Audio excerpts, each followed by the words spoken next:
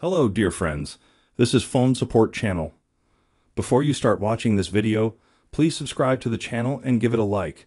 And also write your feedback in the comments if this video helps you, or if you have any questions. Thank you.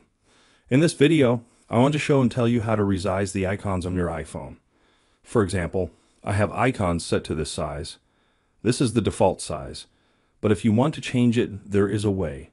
To do this, you go into the settings of your iPhone. Then you go down a little bit further and select Display and Brightness. And then you go down to the bottom and click on Display Zoom. Press it. On my iPhone, it's set to default. But if you tap Larger Text and you click on Done. Click here. Wait a couple seconds. The device restarts. We go to the desktop and we see that the icons are now large. If you want to go back to the previous size, go back here. Click on Display Zoom and click on Default and save.